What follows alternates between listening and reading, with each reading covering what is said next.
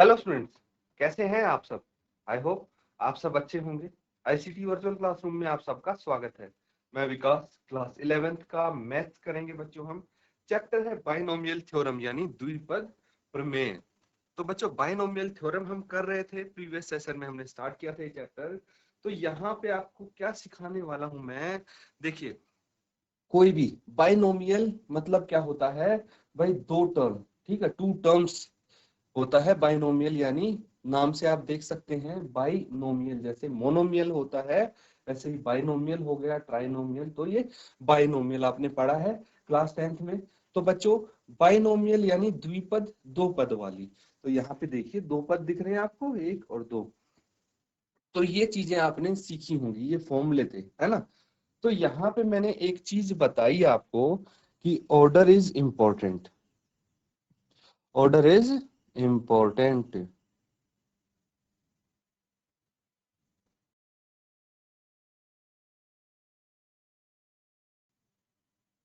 Order important होता है बच्चों यहाँ पे। मतलब क्या हुआ कहने का कि जो इसका ऑर्डर होता है ना, मतलब लिखने का जो ऑर्डर होता है वो बहुत महत्वपूर्ण होता है। जैसे सबसे पहले ए स्क्वायर आएगा, फिर लास्ट में बी स्क्वायर आएगा और बीच में 2ab। सिमिलरली यहाँ पे ए क्यूब है, लास्ट में बी क्यूब है और बीच में 3a² b प्लस 3ab²। पहले तक तो आप ऐसे भाई इजी पढ़े, इसलिए इस तरह से आप इनको याद कर लेते थे, है ना। A cube plus B cube plus 3ab into A plus B. लेकिन यहाँ पे ऑर्डर आपका इंपॉर्टेंट होने वाला है। तो यहाँ पे हमने क्या क्या डिस्कस किया था, एक बार रिकैप कर लेते हैं प्रीवियस सेशन को। तो हमने यहाँ पे ये जो फॉर्मूलेज हैं ये डिस्कस किए थे भाई। ए प्लस बी का होल स्क्वायर, ए प्लस बी का होल क्यूब, ए माइनस बी का होल क्यूब, ये आपको आता है यहाँ तक। तो बच्चों ये चीज हमने डिस्कस कर ली थी। उसके बाद देखिए यहाँ पे अगर आपसे पूछा जाए भाई 98 का स्क्वायर क्या होता है, आप इजीली पता लगा लेंगे। अगर आपसे पूछा जाए भाई 98 का क्यूब क्या होता है, वो भी आप इजीली पता लगा लेंगे, है ना। तो भाई फॉर्मूले यहाँ पे आपको पता है, क्योंकि 98 का क्यूब आप वही करेंगे 100 माइनस 2 का स्क्वायर, या फिर 102 का क्यूब क्या होता है 100 प्लस 2 का क्यूब। यहाँ पे क्यूब आ जाएगा। तो बच्चों ये चीज आप बता सकते हैं, लेकिन अगर मैं पूछूं 98 की पावर 5, 98 की पावर 8, तो ये काफी मुश्किल हो जाएगा। तो यही चीज हम यहाँ पे सीखने वाले हैं। क्या आप यहाँ तक मेरे साथ हैं, समझ में आ रहा है। तो आगे करते हैं। अब देखिए रिकैप कर रहे हैं अभी सिर्फ हम। यहाँ पे हम कर रहे हैं धन पूर्णांकों के लिए द्विपद प्रमेय, यानी binomial theorem for positive integral indices. तो यहाँ पे बेसिकली देखिए हम कुछ पैटर्न ऑब्जर्व करने वाले हैं, ठीक है। यहाँ पे कुछ पैटर्न ऑब्जर्व किया है हमने। देखिए ए प्लस बी की पावर अगर हम 0 लिखते हैं तो उसका मतलब क्या होता है, किसी की भी घात अगर 0 होती है तो वो 1 हो जाता है, और अगर किसी चीज की घात 1 होती है तो वो सेम नंबर रहता है। ये तो सबको पता होगा, है ना। तो स्टूडेंट्स देखिए यहाँ पे हम क्या कर रहे थे, हमने यहाँ पे कुछ चीजें लिखी हैं। तो देखिए ये क्या है, बाइनोमियल्स हैं, है ना। तो इसकी अगर a प्लस बी की पावर 1 होगी तो हमने देखा था यहाँ पे a प्लस बी ही लिख सकते हैं, है ना। किसी की घात अगर 1 होती है तो वही वही नंबर आता है, वही चीज आती है। अगर इसकी घात 2 है तो फॉर्मूला आपको पता है, फॉर्मूला लगा सकते हैं हम। अगर इसकी घात 3 है तो भी आपने पढ़ा है भाई, काफी सारे बच्चों को पता होगा ये फॉर्मूला, ठीक है। लेकिन अगर इसकी घात हमने 4 लिख दी तो भाई यहाँ पे काफी दिक्कत हो जाएगी, क्योंकि बहुत कम बच्चे यहाँ पे बता पाएंगे। कैसे बता पाएंगे, ए प्लस बी का स्क्वायर सॉल्व कर लिया अलग से ये फॉर्मूला, इनटू ए प्लस बी का स्क्वायर, फिर से यही चीज आ गई और दोनों को आपस में ब्रैकेट ओपन कर दिया, मल्टीप्लाई कर दिया, ये नंबर आ जाएगा, ये चीज आ जाएगी। ये कितनी टर्म्स हो गई, यहाँ पे 1 2 3 4 और 5 टर्म्स हो गई। तो यहाँ पे इस तरह से a प्लस बी की पावर 5 अगर निकालने को कहें तो आपके लिए और मुश्किल हो जाएगी, और a प्लस बी की पावर 17 अगर निकालनी हो तो कितनी मुश्किल हो जाएगी। और 17 की जगह वहीं 71 लिख दिया a की पावर, a प्लस बी की पावर, तो और मुश्किल है। इसीलिए हम यहाँ पे बाइनोमियल थ्योरम सीख रहे हैं ताकि ये चीजें आपके लिए आसान हो जाएं। तो देखिए यहां से कुछ चीजें आपको ऑब्जर्व करनी है, जैसे घात। यहाँ पे a प्लस बी की घात 0 है, ठीक है। तो जहां पे घात 0 दिख रही है भाई, वहां पे पद कितने आएंगे? प्रसार करके भाई इसको एक्सपेंड करना है ना, तो एक्सपेंड करके एक पद आएगा। जहां पे a प्लस बी की घात 1 है, उसको एक्सपेंड करेंगे तो 2 पद आएंगे। और अगर a प्लस बी की घात 2 है, तो इसको एक्सपेंड करके प्रसार करके 3 पद आएंगे। तो यहां से हमें एक पैटर्न मिल गया कि भाई जो घात होती है, ठीक है, अगर उनको हम एक्सपेंड करेंगे तो एक्सपेंड करने के बाद घात में एक जोड़ के पद आएंगे, ठीक है। तो घात से एक एक्स्ट्रा पद हमें मिलने वाला है इसकी एक्सपेंडेड फॉर्म में। तो इसी तरह देखिए यहाँ पे अगर घात 0 है तो हमें एक पद प्राप्त होगा, अगर घात 1 है तो 2 पद, और अगर घात 4 है तो 5 पद प्राप्त होंगे। इसी तरह से अगर घात 17 है तो 18 पद यहाँ पे प्राप्त होंगे। ये चीज आपको ऑब्जर्व करनी है। कुछ चीजें और हैं जो आप यहाँ पे ऑब्जर्व कर सकते हैं, क्या है? देखिए यहाँ पे हम क्या करते हैं, मैंने बताया था कि भाई a की पावर, अगर हम लेफ्ट से राइट की तरफ जाएं, बाएं से दाएं की तरफ जाएंगे, जो एक्सपेंडेड ये टर्म्स है या फिर प्रसार जो किया गया है उसमें देखिए, प्रसारित जो पद हैं उनमें देखिए लेफ्ट से राइट की तरफ, ठीक है, दाएं से बाएं, बाएं से दाएं तरफ जाएंगे तो a की जो घात है वो कम होती जाएगी। जैसे a की घात 2 है, यहाँ पे a की घात 1 है, यहाँ पे 0 रही होगी a की घात, क्योंकि a की घात 0 1 होता है ना। तो इसी तरह यहाँ पे a की घात 3 है, यहाँ पे 2, यहाँ पे a की घात 1, यहाँ पे 0 होगी। और b की घात क्या होती है? b की घात बढ़ती जाती है। यहाँ पे b की घात 0 है तो यहाँ पे 1 है, यहाँ पे 2, यहाँ पे 3। इसी तरह से ये चीज ध्यान रखें। या फिर ऐसे रख सकते हैं, a की घात इस डायरेक्शन में चलेंगे तो कम होगी, और b की घात यहाँ से इस डायरेक्शन में चलेंगे तो कम होगी, ठीक है। ये चीज आपको ध्यान रखनी है। तो कुछ चीजें हैं जो आप यहाँ पे ऑब्जर्व करेंगे। बाकी और क्या चीज ऑब्जर्व कर सकते हैं बच्चों? यहाँ पे देखिए a प्लस बी की घात 1 है, तो इनका जो, जैसे a की पावर 1 है, हर एक जो टर्म आपको मिलेगी, पद मिलेंगे, उनकी घात सेम होगी। कैसे? देखिए a प्लस बी की घात 2 है तो यहाँ पे a की घात 2 है, और a और b दोनों की घात मिला के कितनी है? 2 है, क्योंकि एक पावर a की है, एक पावर b की है, दोनों को हम ऐड कर देंगे तो पावर 2 हो जाएगी, है ना। और यहाँ पे b की पावर 2 है, मतलब हर एक पद में हमें पावर 2 ही मिलेगी यहाँ पे। और यहाँ पे देखिए हर एक पद में a प्लस बी की पावर 3 है, तो यहाँ पे हर एक पद में पावर 3 मिलेगी। a की पावर 3 है, यहाँ पे a की पावर 2 है, और ये b की पावर 1 है, 2 प्लस 1 3 हो गया। इसी तरह a की पावर 1 है, b की 2 है, तो 1 प्लस 2 3 हो गया। तो ये कुछ चीजें हैं जो ऑब्जर्व करनी है आपको। अब कुछ नोट्स आप बना लीजिए, मैं लिख देता हूं आपके लिए कि क्या क्या चीज हमने यहाँ से ऑब्जर्व की है, ताकि आगे हम जब इसको ये एक्सपेंड करें तो हमें पता रहे कि हाँ ये चीजें आनी चाहिए, ठीक है। पहले एक बार इसको रिवाइज कर लीजिए, कोई अगर डाउट है यहाँ तक तो पूछ लीजिए, क्योंकि प्रीवियस सेशन में हमने यहीं तक किया था, है ना। ताकि आप इस सेशन में जो हम करेंगे उसमें आप उस चीज को समझ सकें, इसीलिए मैंने ये रिकैप किया है आपके लिए। तो इसको एक बार ध्यान से देखिए, और अगर कोई डाउट लगता है बच्चों, हैंड रेज करके पूछ लीजिए अभी भी। तो ठीक है बच्चों, किसी को कोई डाउट नहीं है ना? तो यहाँ पे आगे हम करते हैं, कुछ पॉइंट्स नोट डाउन कर लीजिए बच्चों जो आपके लिए यहाँ पे इंपॉर्टेंट होने वाले। तो सबसे पहला जो पॉइंट है वो है प्रसार। प्रसार में पदों की संख्या क्या होगी? ये ऑब्जर्व किया था ना हमने, पदों की संख्या। प्रसार में जो पदों की संख्या है वो हो जाएगी जो घात होती है, घात प्लस 1, घात में एक ऐड कर देते हैं, यानी जो नंबर ऑफ टर्म्स होंगी एक्सपेंडेड फॉर्म में वो होंगी पावर प्लस 1। घात क्या होती है? पावर प्लस 1, है कि नहीं? ये चीज आप ध्यान रखें। और क्या हो सकता है बच्चों? और क्या ऑब्जर्व किया था? जो जो ऑब्जर्व किया था वो लिख लीजिए यहाँ पे। दूसरा ऑब्जर्व किया था बच्चों, प्रसार में जब हम प्रसार करते हैं, प्रसार में एक ही घातें प्रसार में एक ही घातें एक ही क्रम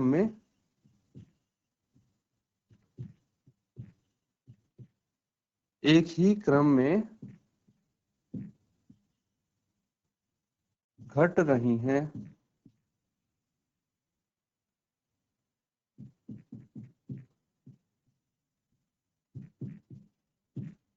जबकि b की घातें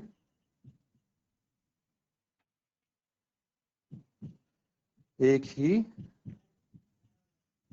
क्रम में बढ़ रही हैं।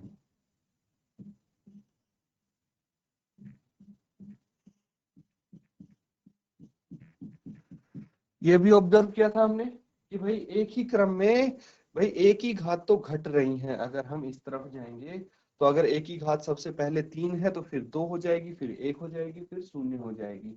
तो घट रही है एक ही घात। और b की घात बढ़ रही है, पहले 0 है तो फिर 1 हो जाएगी b की घात, फिर 2, फिर 3, फिर 4, ऐसे।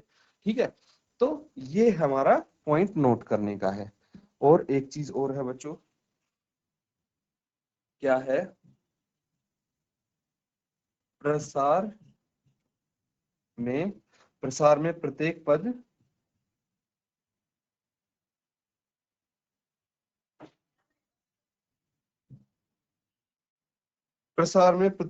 पद में a तथा b की घातों का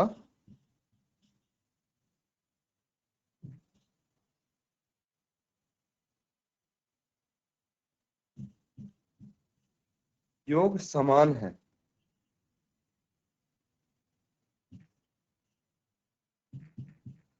योग समान है और किसके बराबर है? a प्लस b की घात के।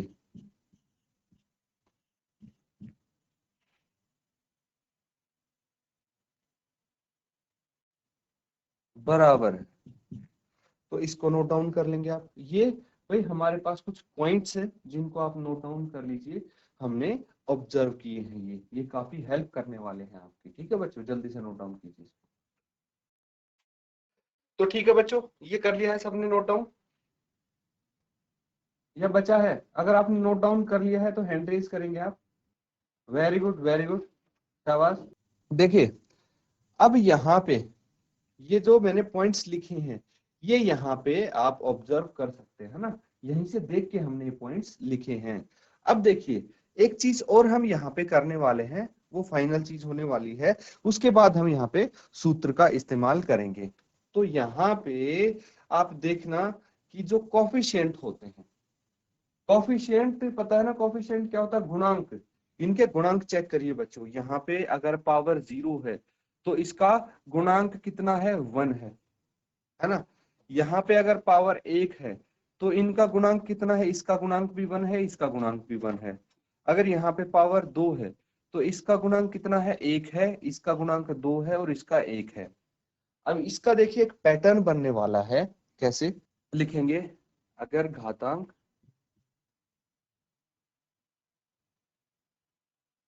यानी पावर, और ये हो जाएगा गुणांक। गुणांक यानी कोएफिशिएंट्स। ठीक है। अब क्या ऑब्जर्व किया? सबसे पहले हमारे पास थी पावर 0। ठीक है, ये घात 0 थी, तो गुणांक क्या है? 1 है। अगर घात 1 है यहाँ पे तो गुणांक क्या है? 1 और 1 है कि नहीं? अगर घात 2 है तो गुणांक कितना है? 1, 2 और 1 है ना। लेकिन अगर घात यहाँ पे 3 है,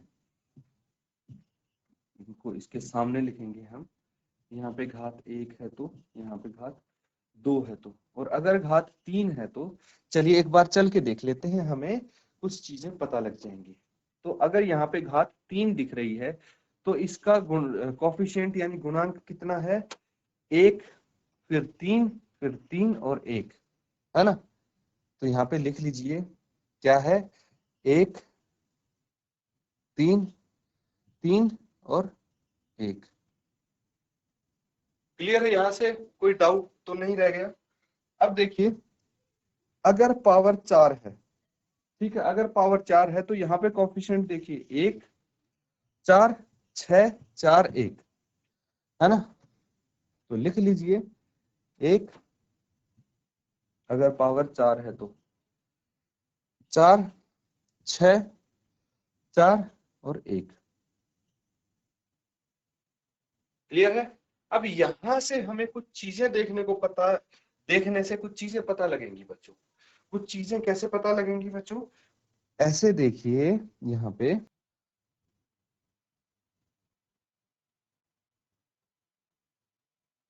क्या आ रहा है भाई? जो इस तरफ है वो एक एक आ रहे हैं, है ना? जैसे ऐसे टेबल हमारी बढ़ेगी तो यहाँ पे एक एक आ रहा है, फिर उसके बाद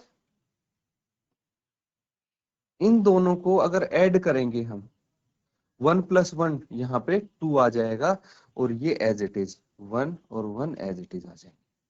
देखिए पैटर्न पकड़ना आप। उसके बाद नेक्स्ट लाइन में आते हैं हम, तो यहाँ पे क्या आ जाएगा, ये एक यहाँ पे एज इट इज आ गया और ये एक यहाँ पे एज इट इज आ गया दोनों तरफ। और यहाँ पे 1 + 2 कितना होता है? 3, ये यहाँ पे आ गया। 2 + 1 कितना होता है? 3, ये यहाँ पे आ गया, है ना? तो इनको हम ऐड करके ये बीच वाली टर्म्स लिखेंगे, साइड वाली तो एज इट इज आ जाएगी। जैसे ए यहाँ पे एज 1 यहाँ पे एज इट इज आ गया, यहाँ भी एज इट इज आ गया है। तो ये वाली टर्म कैसे हो जाएंगी? ये हो जाएंगी बच्चों 1 + 3 4, 3 + 3 6, है कि नहीं?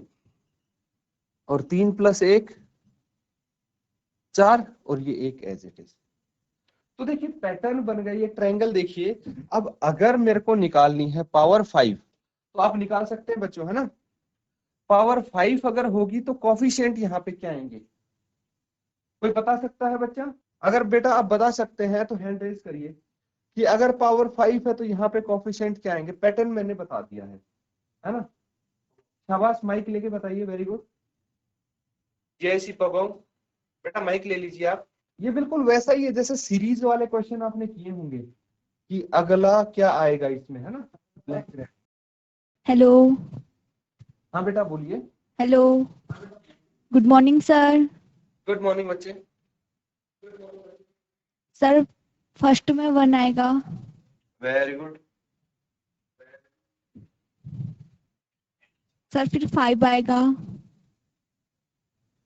सर बेटा 5। आप बेटा आप बैठ के आंसर दीजिए, आप पूरे नहीं दिख रहे, पूरे वीडियो में आ नहीं पा रहे, तो आप बैठ जाइए, बैठ के आंसर दे सकते। सर फिर ठीक है, 10 वेरी गुड। आएगा।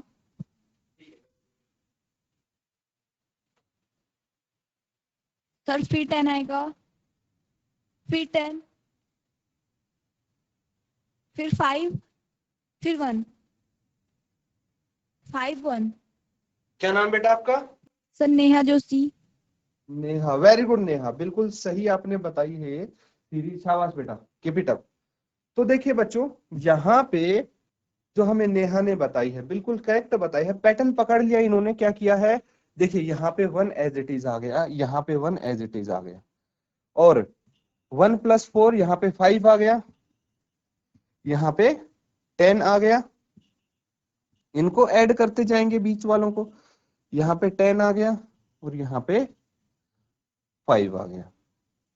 तो इसी तरह से अगर हम 6 का निकालेंगे, 7 का निकालेंगे, 8 का निकालेंगे, सब पता लग जाएगा हमें, है कि नहीं? तो इसको एक बार नोट डाउन कर लीजिए अच्छे से, फिर मैं बताऊंगा कि हम किस डायरेक्शन में जा रहे हैं। तो बच्चों ये चीज समझ में आ गई? अब देखिए एक चीज यहाँ पे नोट कीजिए आप, इसको हम पास्कल्स ट्रायंगल बोलते हैं। क्या बोलते हैं इसको? पास्कल्स ट्रायंगल, पास्कल का ट्रायंगल बोलते हैं। तो लिख लीजिए आप यहाँ पे,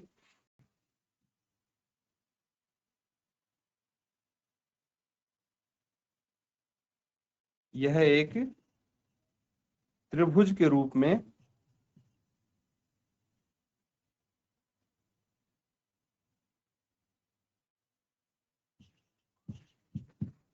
यह एक त्रिभुज के रूप की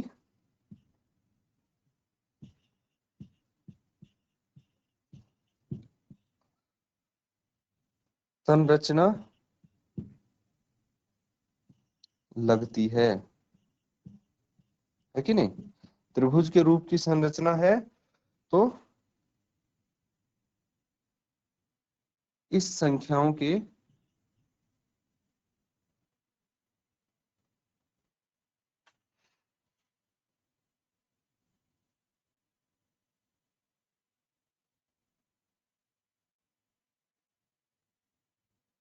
व्यूह को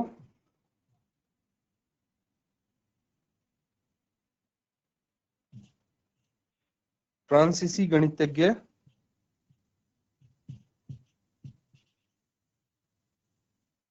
ब्लेज पास्कल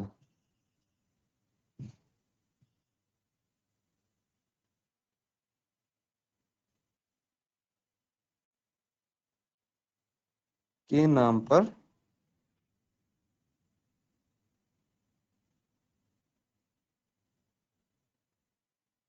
पास्कल त्रिभुज कहते हैं।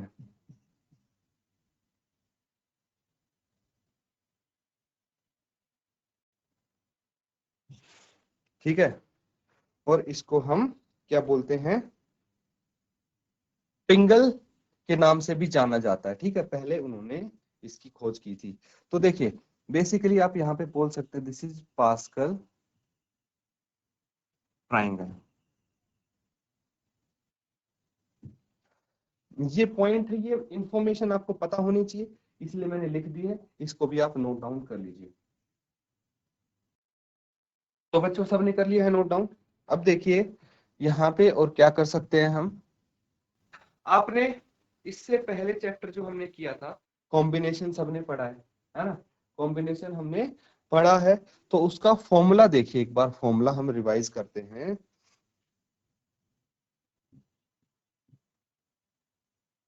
संचय के सूत्र याद है ना आपको? फॉर्मूला जो इंपॉर्टेंट फॉर्मूले थे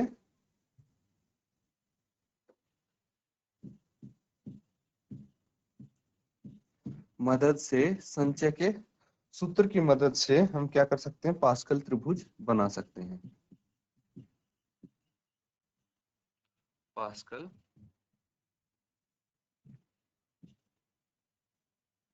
त्रिभुज कैसे बनाना है चलिए देखते हैं।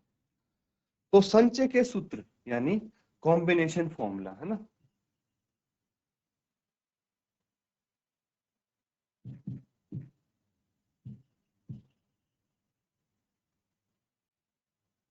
तो यहाँ पे क्या आ जाएगा? आपको पता है कि एनसीआर किसके बराबर होता है? N factorial upon r factorial n minus r factorial. क्या ये चीज आपको पता है बच्चों? और यहाँ पे एक चीज और, जहां जो हमारा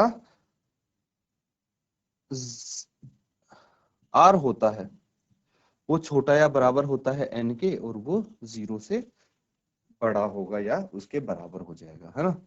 तो ये चीज यहाँ पे आप देख सकते हैं। और बच्चों एक चीज और हमें यहाँ पे देखनी है। क्या देखनी है? कि जो NC0 है वो किसके बराबर होगा? NCN के बराबर हो जाएगा। NC0 किसके बराबर हो जाएगा? NCN के बराबर होता है। और दूसरा NCR जो होता है वो NCN माइनस R के इक्वल हो जाता है।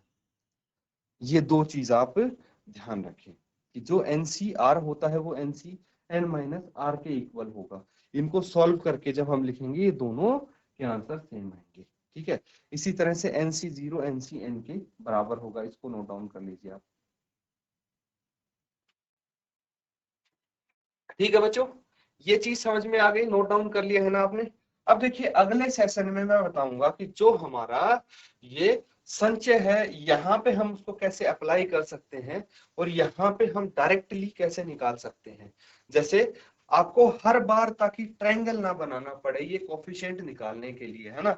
अगर मान लो a की पावर आपको चाहिए, यहाँ पे पावर 17 के क्या कोफिशिएंट आएंगे, a प्लस b की पावर 17 है, वो जब एक्सपेंड होगी तो उसके कोफिशिएंट क्या आएंगे, तो उसके लिए पूरा त्रिभुज बनाना पड़ेगा, उसकी जरूरत नहीं पड़ेगी। हम कॉम्बिनेशन फॉर्मूला से डायरेक्ट उसके हम निकाल सकते हैं वैल्यूज। तो वो कैसे निकालेंगे वो मैं अगले सेशन में आपको सिखाऊंगा। इसीलिए बच्चों अगला सेशन जरूर अटेंड करें, कल आपको जरूर आना है क्लास में, तभी आप इसके आगे की चीजें सीख पाएंगे और ये पूरा कॉन्सेप्ट आपका तभी क्लियर हो पाएगा और क्वेश्चन भी आप कर पाएंगे इस चैप्टर के। इसीलिए कल का सेशन जरूर अटेंड करें बच्चों, आपका पूरा कॉन्सेप्ट क्लियर हो जाएगा। तो इसको रिवाइज करना है आज आपको, यही आपका होमवर्क है। इसी के साथ आज का सेशन बच्चों हम यहाँ पे एंड करते हैं। Thank you and have a nice day.